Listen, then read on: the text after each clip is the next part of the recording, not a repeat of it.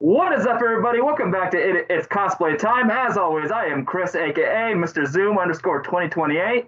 I am Allie, Rose. And today we are here with special guest Renata Eastlick, aka Caveira.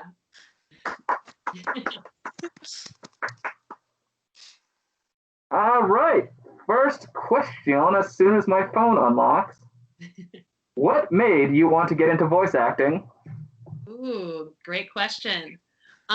So before voice acting, I was trained as a theater actor predominantly. So I did the whole musical theater thing, singing and dancing and jazz hands. And eventually I moved to New York City with my husband. And then when I got there, it's people from all over the world. Everybody's acting, like every restaurant, museum you go to, everyone's an actor and doing some sort of theater, film, or whatever. And by chance, I started to get into the commercial world of acting, meaning literal commercials like Walmart and stuff like that. So my first audition was for a Walmart commercial. And I was lucky enough to book that.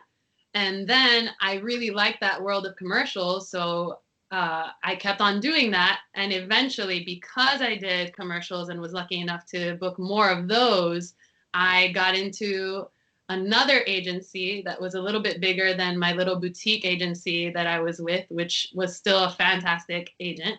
And that agency had a voiceover department. And that's how I happenstance kind of got into voiceover. And I did commercial voiceovers first and then got into gaming. So having talked with you for just a little bit, it definitely seems like your personality is like really outgoing compared to like theirs that's like really dark. Do you feel like there's something in your life that maybe real life or maybe just having the acting background that has helped you to kind of connect to Caveira a little bit better? Ooh, that's such a good question. And thank you for asking that. Yeah, well, I do have things in common with her. I'm actually from Brazil myself. I was born in Rio de Janeiro, Brazil. And I eventually came to the United States as a kid. So that's definitely something we have in common. I'm not from São Paulo, and the dialect is a little bit different. In Rio, they always like kind of poke fun at us because we always do the zibizão, zibizão, and that's just gibberish Portuguese. It's not actually real Portuguese, but we have kind of like a way of speaking. Similarly to if you go to Texas, sometimes you hear that kind of southern drawl, you know, and then if you go to New York, it's like, hey, Mickey, what's up? You know, depending on where you're in New York. So even though it's different, same country. So that was a first connecting point with Caveira.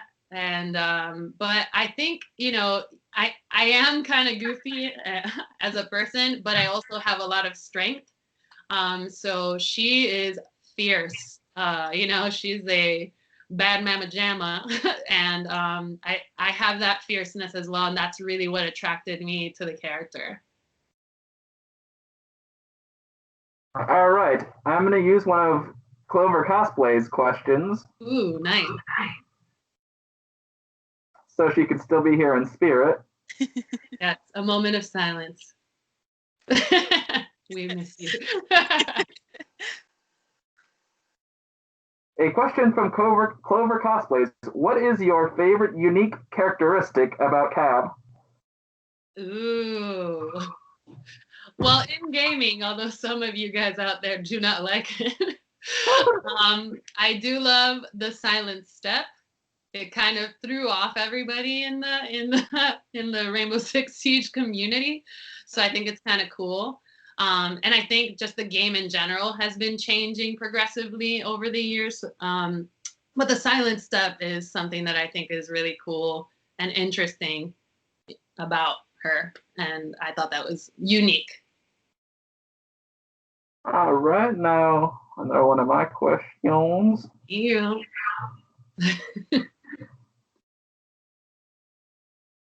How did you land the role of Cab? Ooh, yes, love that question. Okay, so like I said, I was predominantly like doing commercials like Walmart, blah, blah, blah, blah, blah. I'm a Walmart mom.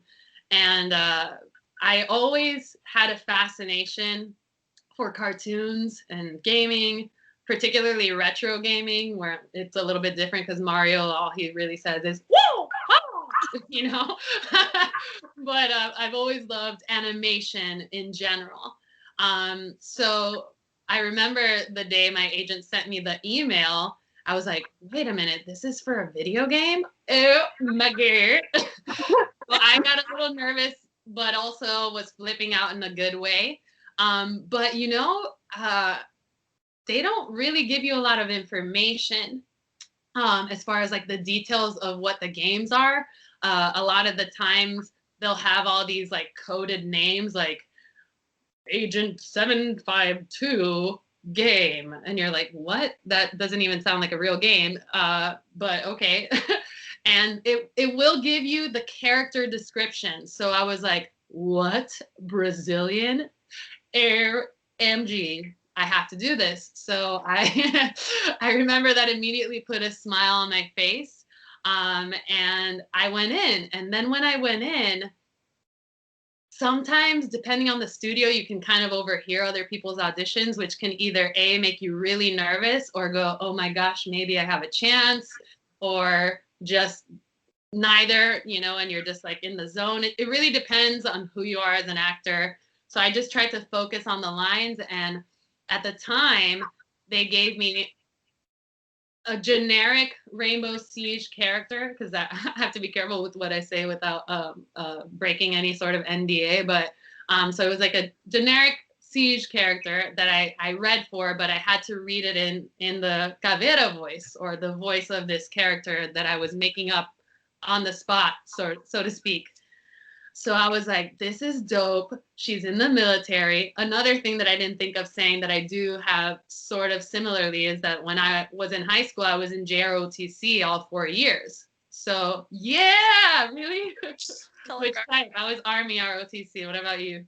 Air Force. Hey, so like I was obsessed. Like we went to national competitions. My team won like first and second place. I became drill team captain my senior year of high school. So I was like, this is really cool.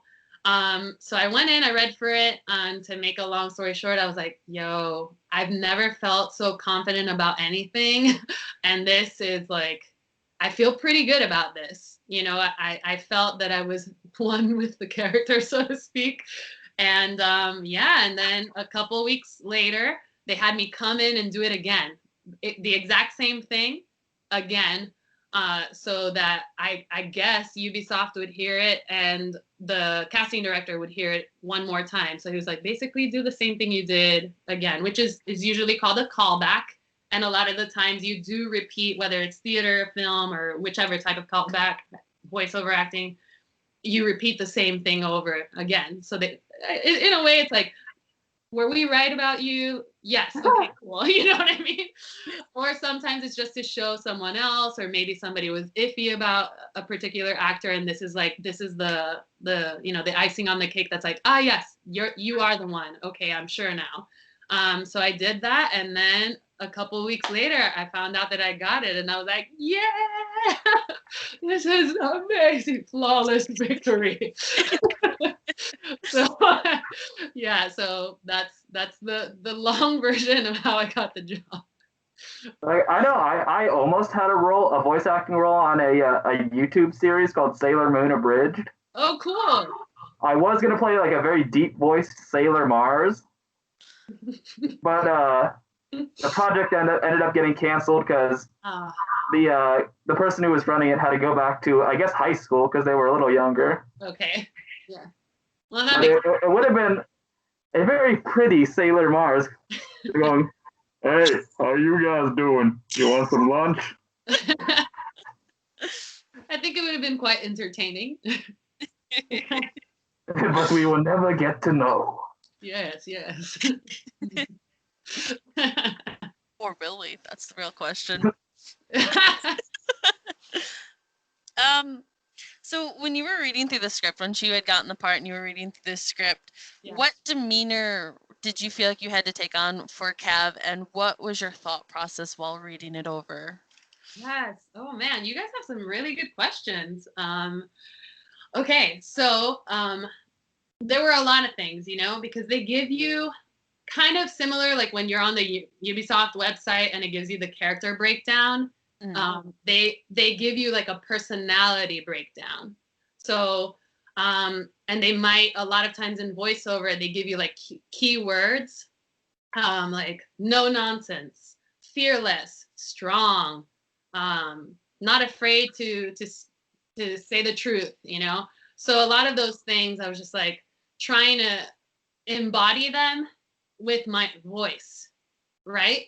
So I think the trick to voiceover is getting those words, understanding them first of all, because sometimes it might be something that doesn't make sense, or depending on the role, you're like, oh, I've never heard of that before. Let me research that. So research, researching military ops, BOPI specifically, and just embodying those words, particularly like for Caveira.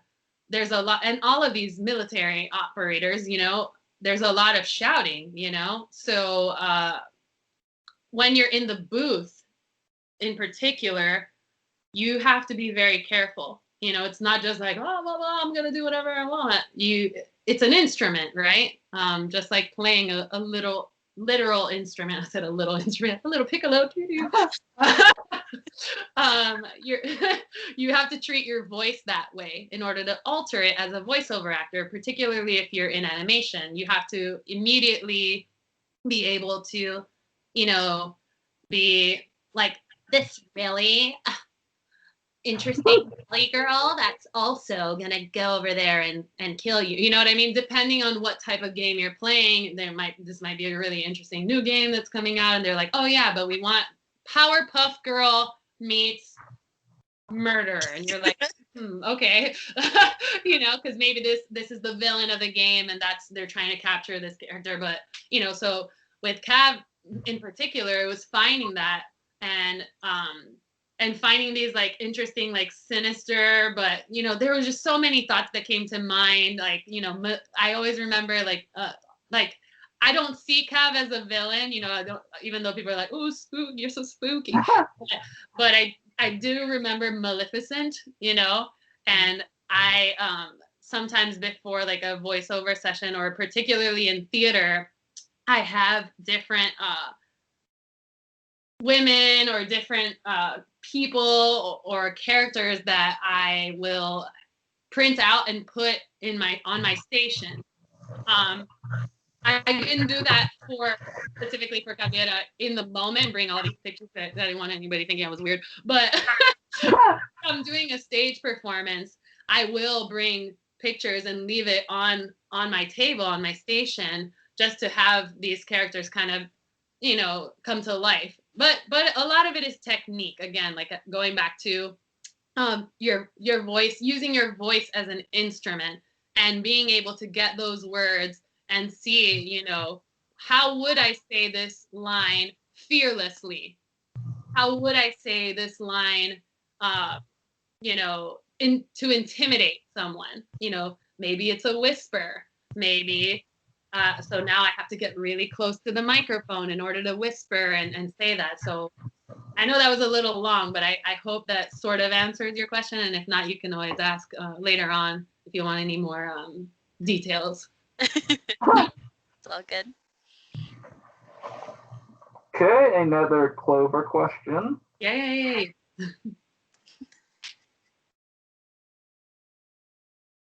Personal favorite line for Cav? I mean, everybody always asks me that, and I have so many that I love. I'll give you a taste of what I can do is probably one of my favorites. But talk is super simple, and I love that too. But probably I'll give you a taste of what I can do. And I really do like it when she says, Caveira's coming for you, And that one was probably the hardest one to do. because it was like literally coming from all of my guts and ancestors. I'm like, come on, everyone. I summon you. But no, it does take a lot because it's so deep, you know, and that one, it's very different than the lines that I said in the CGI, in the Tournament of Champions, you know, where you see like a more emotional Caveira versus the in-game Caveira where she's like really interrogating everyone, you know. But that's probably, yeah, that's probably my favorite.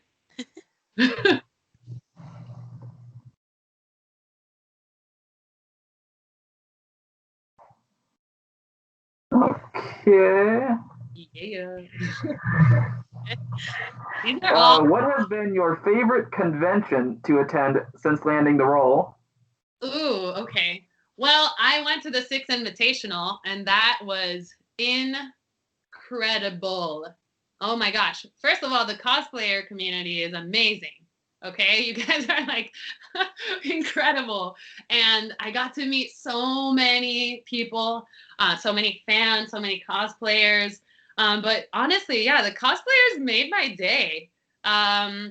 Just because everybody was so nice and, you know, had really good questions. And I'm a people person, you know. I think a lot of times as performers, we get like put in this on this pedestal, you know, and at the end of the day, once you start to talk to us, we're all humans, you know.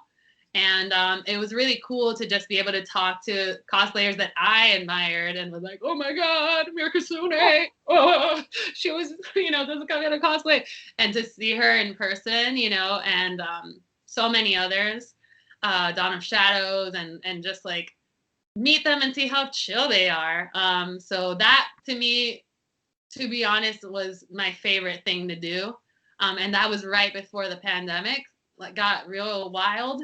So I'm really glad I was able to do that because it's definitely, it was a highlight. Just Ubisoft is really good at just at doing the invitationals, and it's cool to see everybody playing, you know, like the professionals playing the game, and you're like just like, whoa, you know. And of course Brazilians were, you know, like top 2. So I was just like, oh, I gotta root for my people, my peeps. But yeah, I would say the 6 Invitational was life changing, and I would go every year if they let me because it was so cool. Yeah, because I know myself and another group of cosplayers are planning to go to the next one whenever that will be. Yeah, I know. I know. Who knows? But yeah, it's worth it. It definitely, especially if you want to meet other cosplayers or just people in the community and you know, just talk Siege, you're gonna have a great time. And it's not just that, it's also like the artist in the community, you know. South Siege, or like, you know, maybe Vec will go one year, like people that people always admire their artwork, or just like if they do fun comics or whatever about or fan fiction about Siege, you might be able to meet some of those people that you admire or you follow. So I think that that's really cool. It was cool for me. So as much as they were geeking out, I was geeking out. So it's like, I was like, here we go. So, you know, it's the same. It's the same. So I think if you feel like you want to go, definitely, it is an investment, you know, right? If you got to save up to go, and the tickets, you know, it's usually in Montreal, so you got to pay for that.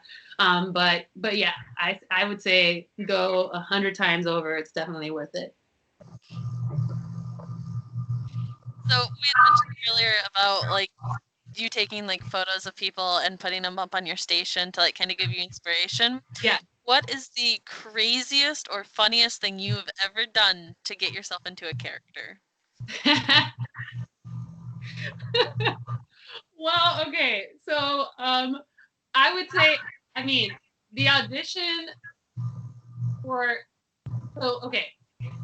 When we did this, right? Basically for Rainbow Six Siege, like I had no idea what anything was about, but I knew that it was military. And then for the CGI, we had to like, do some stuff as well, just to show them that we can move in the motion capture. So I felt that to me was some of my funniest work. But at the end of the day, because you have to, whenever you're doing CGI, you have to make sure that you, first of all, there's always a T mark. So right before you start, there's always like a T that you have to do before you get into the motion capture world, because it's a bunch of really sophisticated cameras that are all around you, but there's nothing there. So you're acting with your fellow actors, but you don't see the arena, right? Mhm. When you're doing the Tournament of Champions, we have to imagine all of that.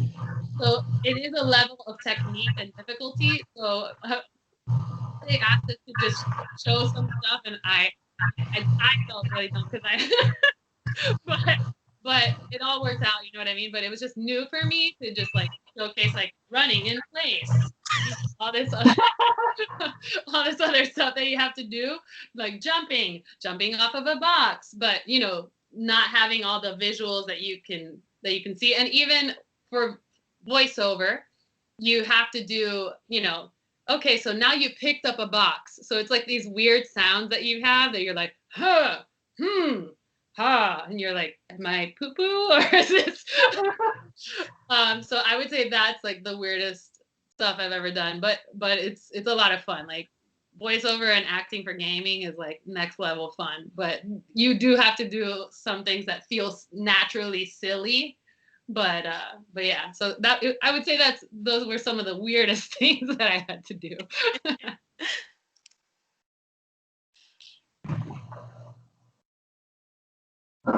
Okay, gotta switch over to the other set of questions. Yeah. You guys are asking awesome questions. I'm very, very impressed. Another question from Clover Cosplays. Oh, cool. What would be your dream role to play in either a game, movie, or what is that again? I think that's a TV show. Yes. Gaming is easy. One day I'd love to play a sorceress or like an old lady witch, or like a wizardy witch kind of character where I'm like, in the dark world you'll find a portal, so I would say that that's probably my dream as far as video games are concerned. As far as a role, like theater wise, I don't know. I've been very lucky to do a lot of things that I've wanted to do in that field, but I guess I don't know. Maybe do something with like an actor that I really love, and film wise, I don't know. It's hard. I'm an actor that I love the multiplicity of acting. So for me, some people call those types of actors character actors. The actors that love to play like multiple types of characters. So for me, that I would say instead of my favorite role would be XYZ. Like in gaming, you obviously know what I want to do, sorceress. but as far as like TV, film, and all that stuff, I think to me it's more interesting to play the different characters. So the more characters I can play, the better. Like the differentiation of different characters, like a housewife, but now you're a teacher, and then now you're in the military, and now you're a post office worker, and in another movie you're a cashier. Like that to me is more interesting than like having a dream role to play XYZ. But if I could be in a movie with Viola Davis or Meryl Streep, I'll take that. So a movie with that the main character is many clones. Pardon? A movie role where the main character has many clones in different facets of life. Yeah. Maybe it's like some weird like apocalyptic movie where you become multiple people.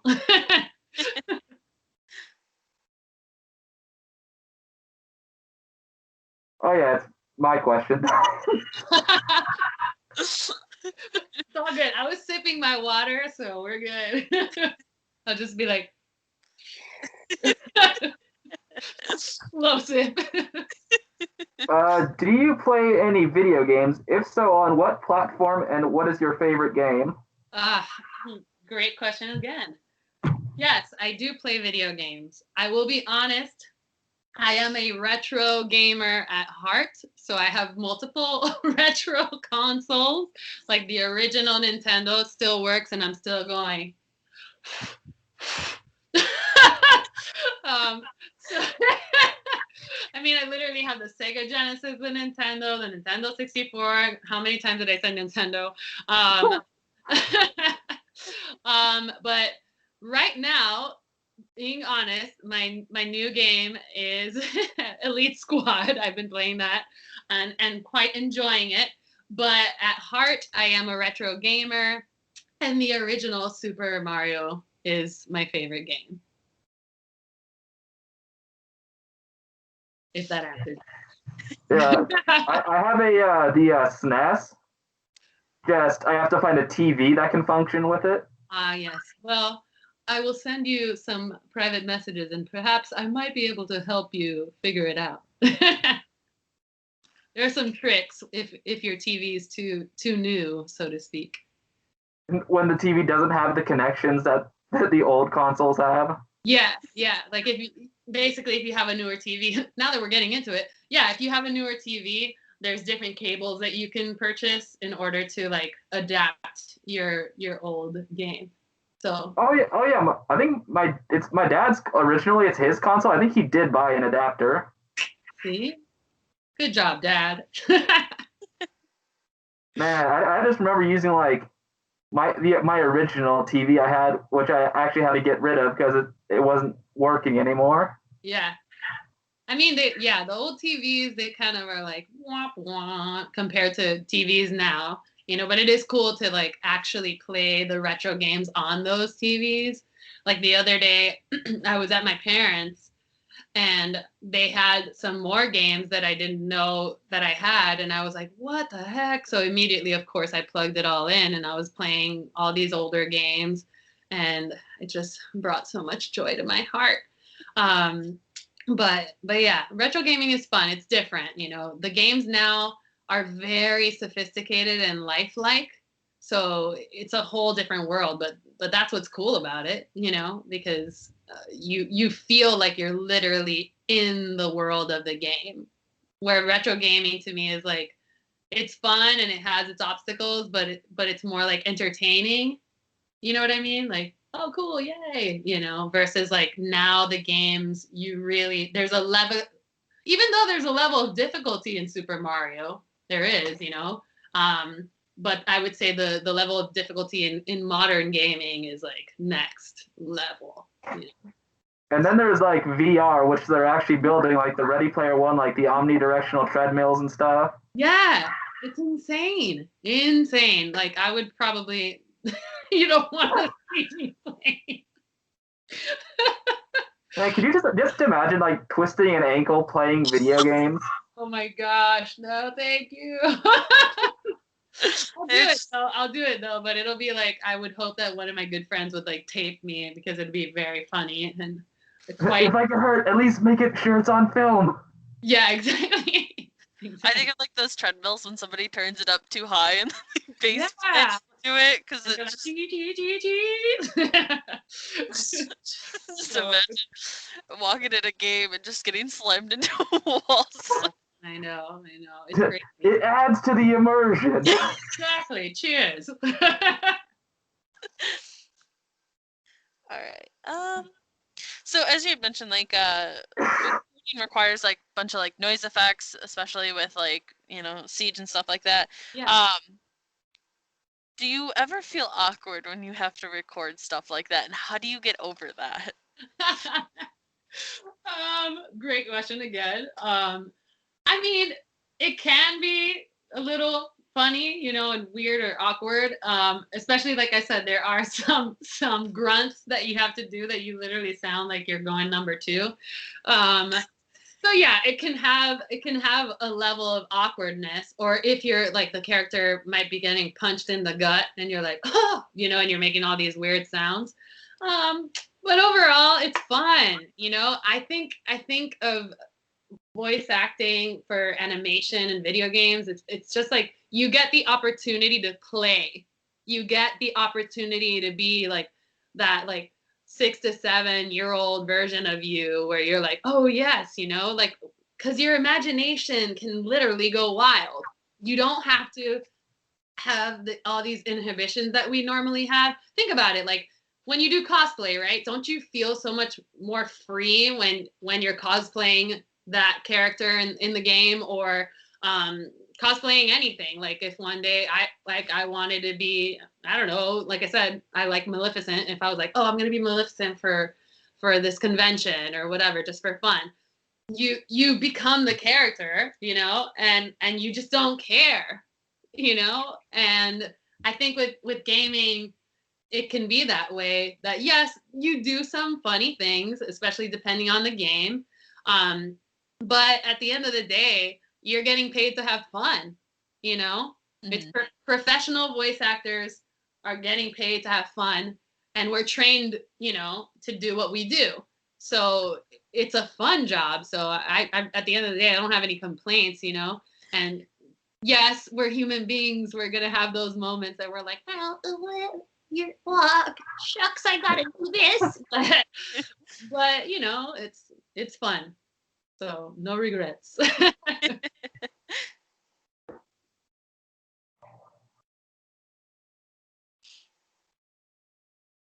I'm like anxiously awaiting the next question. I'm like, I got pumped. We should have like back music of wow. Chris is looking for the question. Wow. Wow. He's gonna make me do A question from Clover Cosplays: what actors do you look up to, or inspire? Which actors inspire you? What actors do I look up to, and which actors inspire me? I think I mentioned them beforehand. Viola Davis, Meryl Streep, Kerry Washington. I typically, Angela Bassett, 6, hello.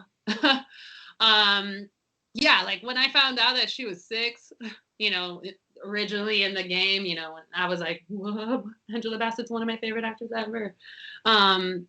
So these are all very strong women, and I really admire their work.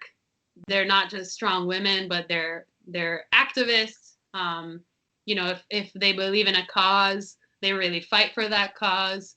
And I think there's always that duality. You are a performer, but you're also a part of this planet Earth, you know, where we're all together coexisting. So I really look up to and admire performers that do that, that give back, that coexist, that are really a light to the world in the middle of the darkness when things get a little sour or difficult. So I think that within this platform, we always have the opportunity to give back, or we always have the opportunity to impact people and motivate them to be their best, you know, and that all of us have a potential to grow. We all have a potential to impact others in a positive way. We all have a potential to show somebody something that they never knew how to do and teach them. You know, there's teachable moments in life, and all of these women showcase that. And that's what I aspire to be to others. You know, I want to be known as a fun, you know, laid back, chill person, but also I hope that as I continue as a performer and just as a human being, that, you know, when people always ask you, oh, what do you want your legacy to be, that people will remember me and say, you know, like, oh man, like she was such a loving, kind human being that gave back and was selfless, you know. So I really appreciate those women, and I would say that those are ladies that I admire greatly and aspire to be like them.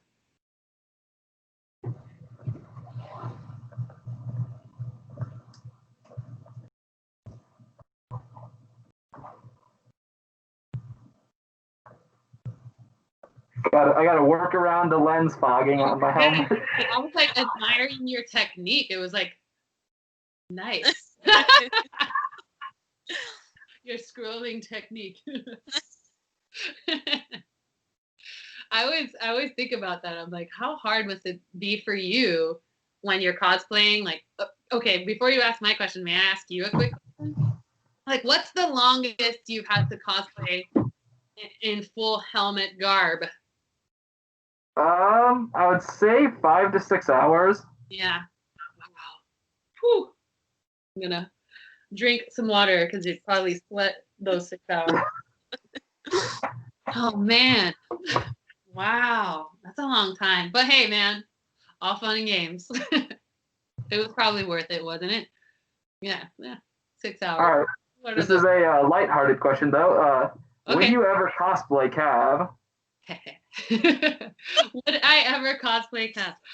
I think I would.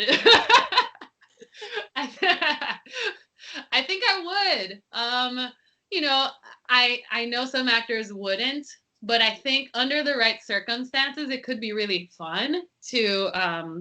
Now we can't, but I mean, if I was invited to a Comic-Con or whatever, or Game Con, whatever, and they were like, "Oh, would you do it?" and just like surprise the fans by like saying some lines in their ear. I would think that's the funniest thing ever, and I'd be like, "Yeah, of course I would." So I think it would be fun to do. I would definitely want and seek help from a friend of mine that is an incredible. Her name is Scarlett, and she's incredible at makeup. So I'd probably be like, "Yo, Scarlett, help me out with this makeup.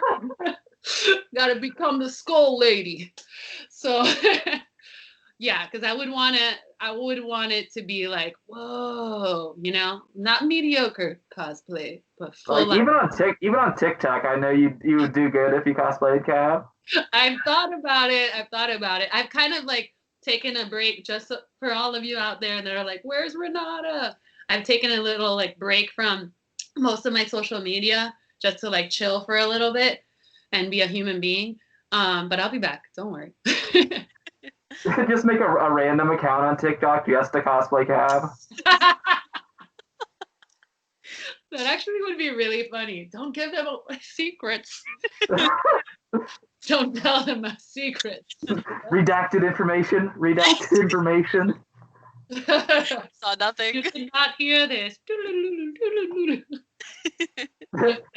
Go Cabby, we need help. Yes. She'd be like.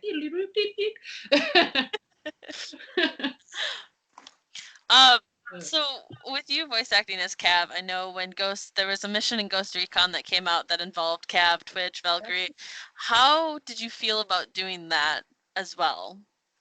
I was like, yeah, crossover. Personally, as an actor, I was like, that's really cool, crossover. But I also was like, okay, how am I going to do this now? There's more storyline now. I have to think about this. You know, realistically speaking, I had to do a little bit more work because now you meet her, spoiler alert if no one's played it, her brother, you know, and that's what I was trying to figure out, you know, like before it's just in-game lines. Now, she's becoming a little more human, so to speak, in the sense that now you're hearing more of her Brazilian accent, you know, instead of just like quickly hearing it here and there during an in-game line that's like so fast that you're like, what'd she say? But so that was really cool. To be able to do that and to showcase some of her heart, like the beginnings before we got to the Tournament of Champions, where Cav is like basically like, here I am, I'm a human being, you know? So it's cool to see the progression of the character. Because if you think about it, the release date for Rainbow Six, where Cav was year 1, season 3, right? So first year, you know, like any game, developers are figuring it out, actors are figuring it out, you know, like I said, top secret names. We get the character and we're like, oh, this is what I'm doing, you know? And then that was like August 2016. So it's been 4 years. So of course, you know, she has to have a progression. I was even like joking with a friend of mine that's a fan. I was like, so if she was 27 in August of, you know, 2016, does this make her 31, or does she never age? That is the question. I think they ended up removing ages, the birth years. They did. They stopped them from growing. But I was just wondering because, you know, in Ghost Recon we do see like a different side of Caveira where it's like, you know, you actually have a story now at this point. We're seeing, you know, the brother and we're seeing the supposed love interest. So Yeah. I was just wondering how different it was compared to just recording, you know, for like the military game, like when you're just shooting each other and, you know, That's exactly it. You nailed it. It's the storyline, you know? So as the actor, I have to think about that, right? I have to think about like not just, you know, how she was in juvie and blah blah blah and was born in Pianopolis and all these things that led her to go to Rio and get in Boppy, but now it's like, oh, now you see her brother. Now you're seeing the inside of the place. You see the little photograph of like, who is this guy? Maybe, or is this a love interest? Is this her brother? I don't know. Like, and then you figure it out while you're going through the mission. Oh, okay.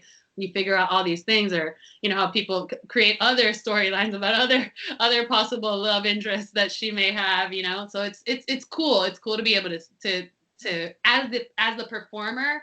It's cool to be able to tell that story. And honestly, for me, it's been so awesome because I actually have been the character from the beginning, and I really get to create her as she goes, you know, thanks to Ubisoft, you know, that they keep hiring me back, and I get the awesome opportunity to continue to create Caveira, and you get to see the arc of her journey. So by the time it gets to Tournament of Champions, you're like, oh man, Cav, why you gotta do that little smile on... You got me, girl. I know that cinematic. It just shocked me that like she actually like took one of the chalk rounds. It's like, what? Cav getting hit? This is unheard of. Yeah, it was cool. It was really, really cool to do that. And as far as like the acting in the CGI, in the motion capture, because for those of you that don't know about motion capture, you have all these little dots on your face, and every little dot helps the computer be able to analyze your movement. So it goes from, you know, and it kind of looks like this giant football helmet with all these like LED lights in your face. So it's kind of like at the end of the day, you're like, you know, trying to see. But you have to, there is a level of difficulty besides the fact that you have to imagine everything, right? So that's where my theater background really helped me, because there's nothing there. And then you have this pseudo football helmet thing, and then you have to act over the lights that are hitting your face with the other actor and pretend that that's not like, whoa, you know, and tell that story. So it's really challenging, but also extremely fulfilling. And we had an incredible director. He was so loving and giving, and would really push us to just keep going, you know? The team at Ubisoft, everybody is so like on their game, you know, when it comes to that, no pun intended. So it's really cool. Yeah. So Dean, our director, was really, really dope. And it's cool to not just see what they're doing with the game, but the level of dedication, you know, even though I'm a native Portuguese speaker, like I had my own like vocal coach to help me, like, you know, like do all the things that I needed to do in the game, and just like I could go and practice and do all this stuff. So it's like, it's really intense, and there's a lot of hours put into it and a lot of dedication, and everybody is really, it's like a puzzle piece to get every single part of this game that we all love put together. So it's an honor. It's really, really cool to just like be able to be a part of something so big, when I had no idea how big this game is and how it's gotten as well, you know? And like the characters too are getting really interesting, like the new characters that they're putting into the different, you know, seasons as well. It's like, whoa. So I'm excited to see like the journey, the progression of Siege as it continues to go. I hope that answers the question. It's like two questions in one. Yeah, But I'm like, I get excited, so then I'm like, oh man, did I answer the question? But yeah, it's been fun.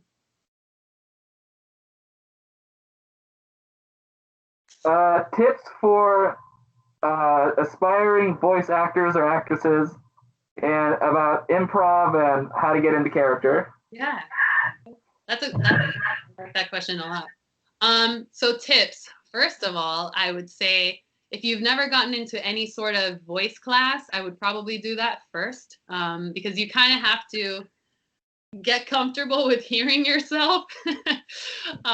So that's number one. It's getting comfortable with hearing yourself, not being afraid to play, like I said earlier. Um, and so if possible, and if you can afford it, get like a vocal coach. If you can't, luckily we live in a digital world. So you can find a lot of things in the meantime online. Or, if you just get into like the right communities, Reddit and different things, you can, find things online, or you can possibly see if there's a local like a vocal studio or a voiceover studio in your area. And there are teachers that continue to do things via Zoom or Skype. So there's a lot of teachers out there that will still work with you in the middle of a pandemic, and you can, so don't feel like you have to not start your journey if that's what you're looking into. But at the end of the day, once you start doing that, again, first get vocal coaching, get to know your voice.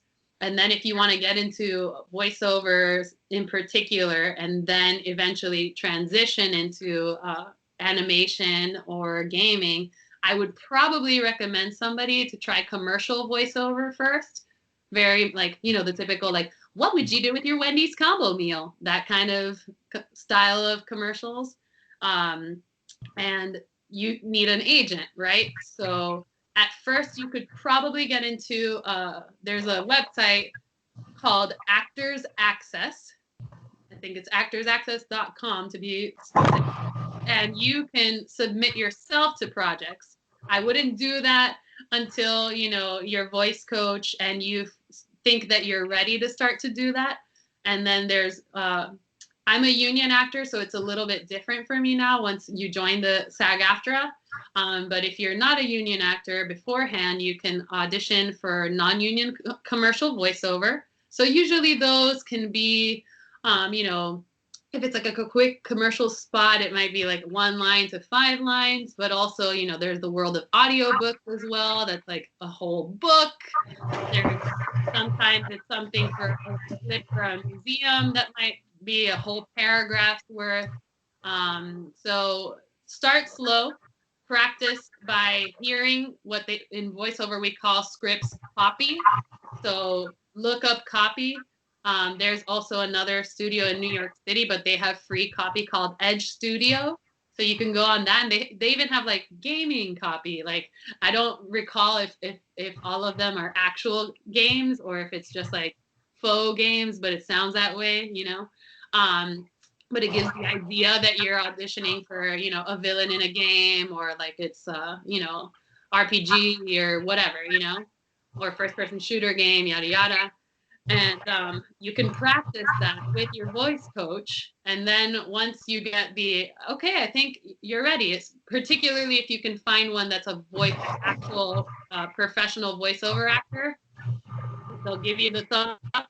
You start auditioning on Actors Access. And then eventually, once you book a couple jobs here and there, you can start looking for representation. Representation meaning an agent.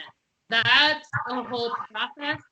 Because you have to first find the agency that's looking for a new talent, then submit yourself, meet with the agent, and then if they say yes, then you become a part of the agency, and they will start to submit you instead of the other way around when you were clicking and submitting yourself to projects. So I would say that's the full journey, but the best tip is to start getting to know your voice, and then secondly, and get a coach. Thirdly, Get copy to practice with your coach. And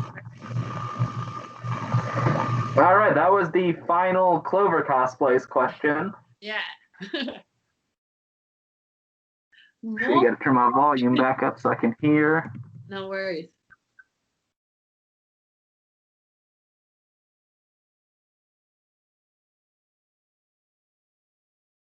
Have you watched any R6 cosplayer content on TikTok? Yes. I've seen yours.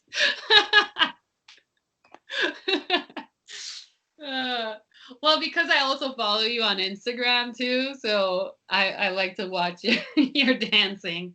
But there's a couple of other people. There's a guy, for the life of me, I cannot remember his TikTok handle right now. But there's a guy that does Martin, like Mozzie's character, Martin Copying's character, Mozzie, and he's always doing like this. Electrify Skrill. Yes! That is hilarious. Oh, it's so funny. And then I think it was this week, like Martin did it.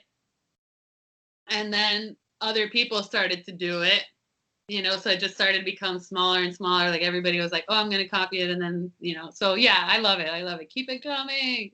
I would love to see more Cav. Selfishly. It would be fun. But all the Rainbow Six cosplay is hilarious. I love it. There's a few Cav cosplayers, but I know quite a few of them don't post anymore. There's only one or two that are really posting. Yeah. One of them's a gender bent Cav though. Yes, yes. What's Brian does cosplay? Yes. Amazing. Yeah, his is fun. I've definitely seen those. I mean, why not? It's a platform. We'll see how much longer we have TikTok. Who knows? If they're gonna take it away or not. If not, I'll be like, please follow me on Instagram. Go over there. Vandam, I think it's your turn for a question. I'm gonna have to think one off the top of my head because both of mine that I had left over, Clover asked them. Oh. Yeah, whatever you want to ask. Okay. I'll sing a song in the meantime. Do you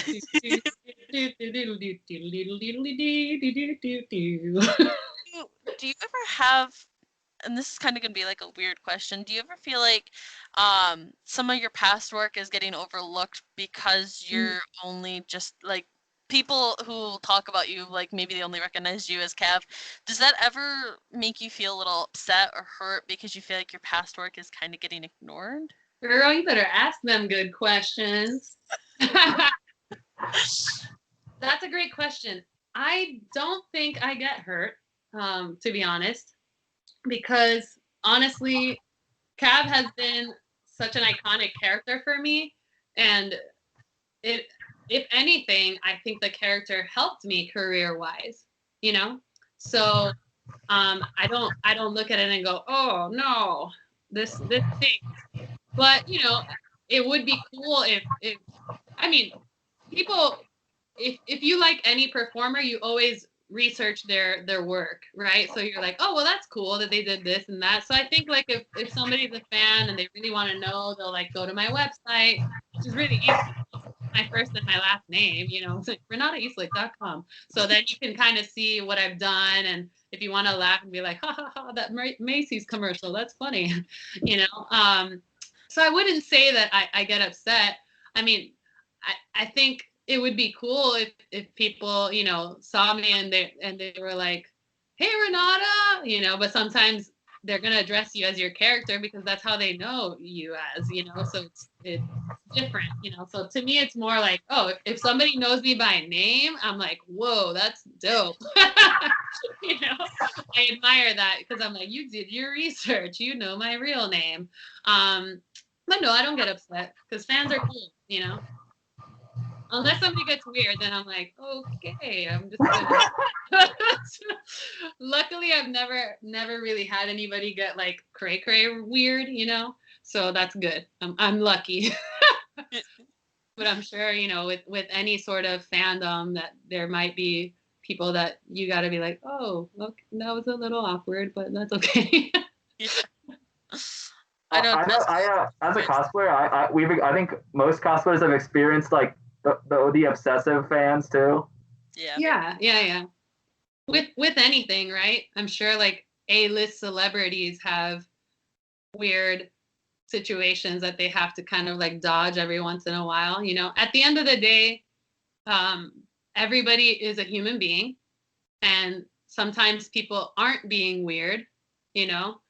So that's just them being themselves. So we also have to be careful how to manage that, you know, because something that you might be assuming that it's somebody being weird, they might have, you know, be on the spectrum and have autism, you know, and that isn't weird. That's them, you know. So I think you got to be careful with that, you know, and at the end of the day, like I said, always come to anything when you're meeting anybody, especially if you have any sort of fandom.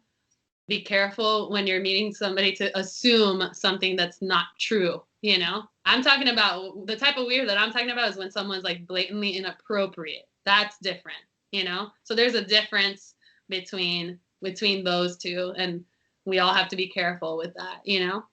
Oh yeah, like that's what I was meaning though. Like I've had my butt grabbed at a convention before, right. So yeah, that's uncomfortable, you know. No one should have to go through that. There needs to be boundaries and respect, you know, mutual respect. And I think that sometimes people cross the line, whether you're cosplaying or whether you're an actor or whatever the situation is. It's cool that said person that we're inventing in the situation might admire your work, but if it gets inappropriate, then you know, you have to politely call them out and be like, oh, I'm sorry, I don't really appreciate that. You know, just tell them the truth, you know, and speak up, because I think sometimes even with like bullying or all these other things, sometimes because we may have never learned how to speak up or whatever the situation may be, people don't say anything about anything, you know. And there's always like online too, there's always a troll, you know, for anything, whatever you do, even if you're just being yourself, there are trolls out there. So you just have to be wise and be like, okay, I'll let that one slide. But if it gets inappropriate, you speak up, you know. It's important to be honest, you know, in a kind way, but be honest.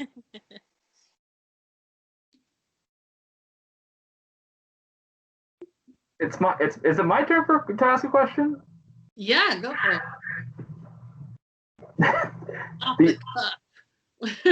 The episode length is starting to hit, and I'm starting to forget whose question was. You're fine. I'm in no rush.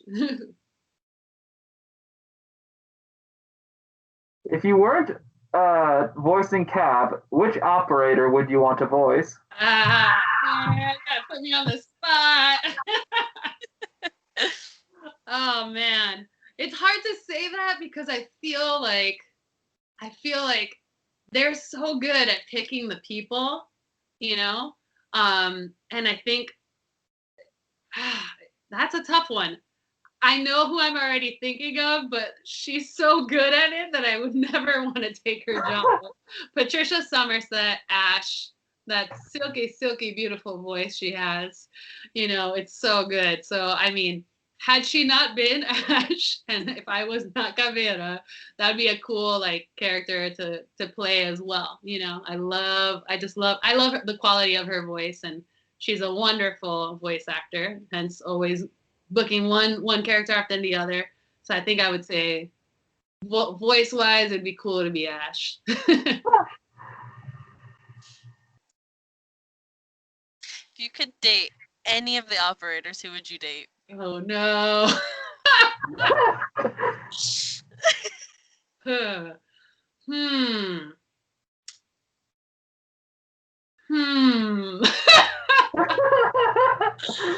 I don't know. I mean, I think Montage is really cool. Definitely not Lord Tachanka. He's too famous. Too famous. Yeah.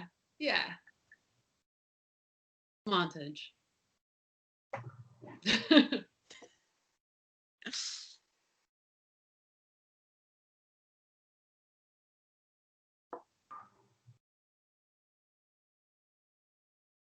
there a book that, if turned into a movie, that you'd want to either voice act or act in?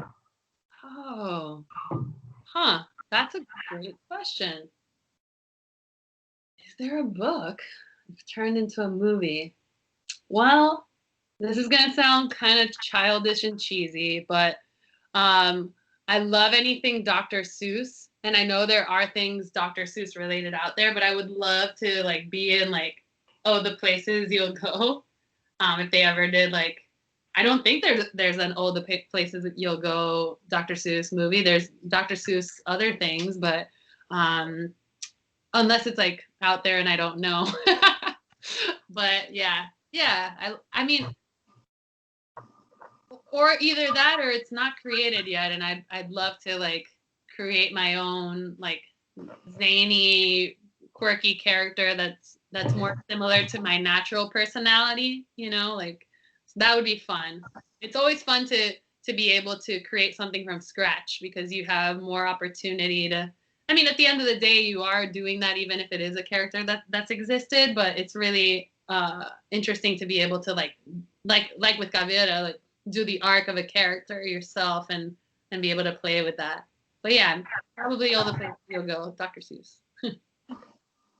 I know, cheesy. Do you ever feel like voice acting gets super competitive? Oh, it is super competitive. Yeah, that is a fact, you know. Especially now, think about it, during the pandemic, a lot of actors that were TV, film, and stage actors, right, theater people, started buying all this equipment and doing their own home studios and, you know, or going to a friend's studio that would, you know, like do the whole temperature check, et cetera, and doing things from there. It's a very competitive field. But at the end of the day, I don't necessarily see it that way. And maybe I'm a little weird, but I see it as complementing each other, right? Because if something's meant to be your job, it's going to be your job, right? Now, that doesn't mean that an actor should be lazy, right? And not prepare, because ideally you do the work, you prepare, and boom, wow, I booked it, you know? And sometimes you'll do the work, you'll prepare, and oh man, I didn't get it. I wonder what I did wrong, or that's weird. They got somebody that doesn't sound anything like the breakdown, because the breakdown is the part that I was telling you that, like, you know, flawless, like high energy, blah blah blah, and then you're like, well, this person doesn't sound like that at all. A lot of times they'll change it. You know, somebody will come in, do something magical, and they'll go, whoa, we wanted the character to be this, but now it's going to be this. So it is a very competitive field, particularly voiceover, because there's also been people that have been doing it for years on end. And then it depends on what type of voiceover work you're going to do. Are you in commercial voiceover? Are you animation / interactive, which is the professional way to say video games? Are you voicing audiobooks? And people don't realize that you have your technique. At the end of the day, they're all different. So, for example, if you're doing a commercial voiceover, it's different than doing voice acting for video games, which is also different from audiobooks. Same technique, but you have to kind of, it's like becoming a chameleon, right? So you have to use the facets of your voice in a different way. So if I'm doing a first-person shooter game and I'm like, boom! It's like a different way that I have to project first and Johnny and blah blah blah. You know, different level of it. It's very competitive, but the longer you're in any field, the more people get to know you. If you show good work, then they'll bring you in, and then you get the jobs that fit, you know, and usually they fit like a glove because it was meant to be yours. I hope that answers your question. All right, I have one thing and then my final question. Ooh, yes. Well, number one, I wanted to take a little segment to say hello to Clover Cosplays. Wish she could be here. Hi. And It's so hard to say. and number two, do you have anything that you want to promote? Ooh. Do I have anything that I want to promote?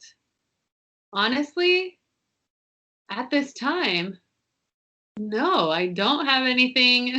and I'm being completely vulnerable and honest. I just did something online because I've been doing online theater gigs at this theater company online called Tampa Rep. But I just finished that. So had I done it, had we done this like a couple weeks before, I would have been like, please watch me on Flying.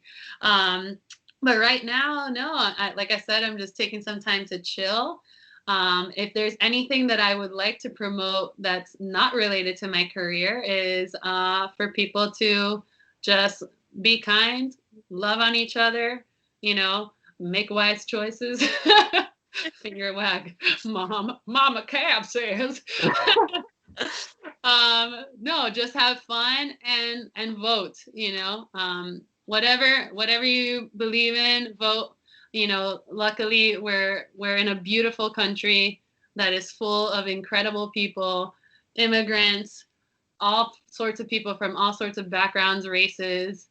And I think that if you can love on someone else and tell them that you love them in the middle of all of the dark times that we may be going through in the midst of a pandemic, you're going to shed a little light into somebody. I was like, is he wiping a tear? And I was kidding.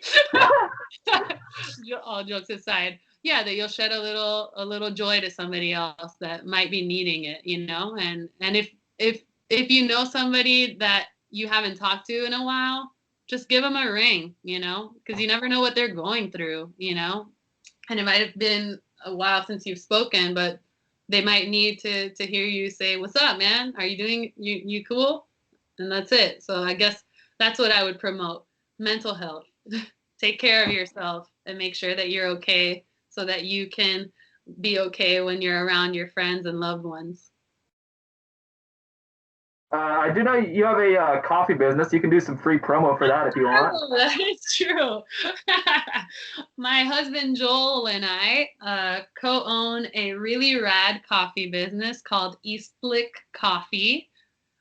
We do have a website. In case you don't know how to spell my last name, it's EASTLICK. Yes, Eastlick coffee.com. If you want to get coffee from us, like just give me a little shout out, like, hey Renata, I am a Rainbow Six Siege fan. I will give you a little love and autograph on your coffee bag if you go over there and show us some love. But just leave me a little note, because otherwise I won't know. So if there isn't anywhere on our website to do that, because I don't really know, just hit me up on Instagram. It's the same thing, my first name, last name, Renata Eastlick. Or actually hit me up on the company Instagram, because I'm the one that checks it, Eastlick Coffee. And then just say, hey, just got some coffee. Would you be so kind as to give me a little shout out? And I'll be like, I got you. Because y'all are my peeps, my Rainbow Six peeps. You know what I'm saying? And YouTube viewers, I will be putting the link in the bio below. Thank you. Yeah. May I ask you guys a question before we leave? Sure. Ooh, okay. So if you could do anything, like if you could go back in time and do anything else other than what you do now, what would you do and why? I think I probably would have attempted to try voice acting like a little sooner. Because right now it's been like I want to try, but also like I'm doing other things. So yeah, you feel like you're kind of like too busy in a way. I just don't get around to it. Yeah. But if it's something you want to do, why not, man? Life is too short. You never know, you know? Even if you just do it on the side and like I said, go to that website I was telling you that you can create your own profile, actorsaccess.com. And if there's ever any voiceover acting gigs, I mean, you have a mic, you know, just start non-union style and then hopefully you move on from there. Just don't. I think overall I would just stop procrastinating on everything. There you go. That's important. Yes.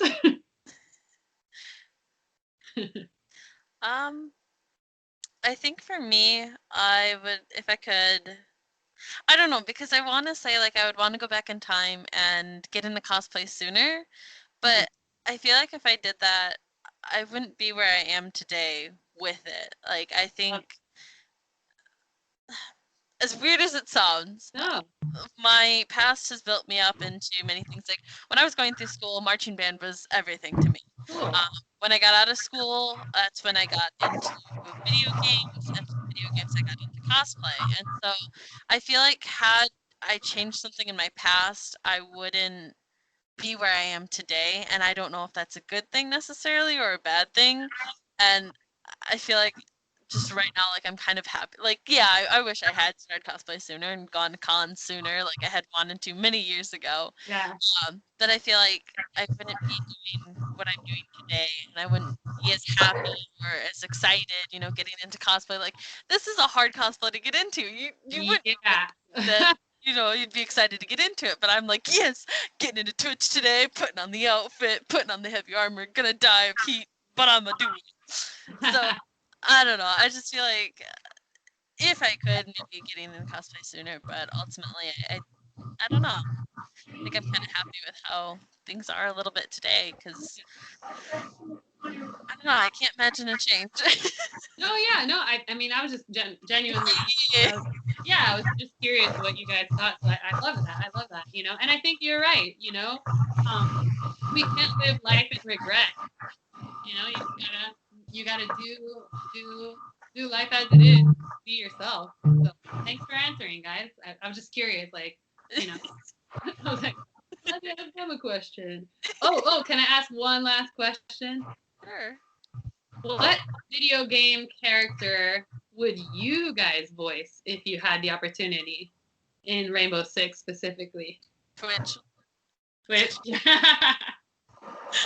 I would say either Fuse or the Lord. Yeah, the Lord. Because I can't really do a French accent, but I can do Russian somewhat well. Yeah. Oh man, that character, man, Tashanka is like epic. I wonder if he knows, like the voice actor. I wonder if he knows how many people love him. Because I also do cosplay Tachanka with the unicorn helmet one. Oh, you do? Is that on your Instagram? Do you have it? Or... I think I do have a few posts in the helmet on my Instagram, but it's mostly on my TikTok. I'm going to go look. I love it. All right. Anybody have any final remarks? No, I'm just thankful for the opportunity. It's been a blast. I love the Siege community. Thank you so much for the opportunity to be interviewed and just to be vulnerable and share a little bit of myself as Renata, where I got to just share a little bit about me and get to know you guys as well. So I'm thankful. It's been awesome. Thank you for being on the show. Yeah, of course. Anytime. All right, it is outro time.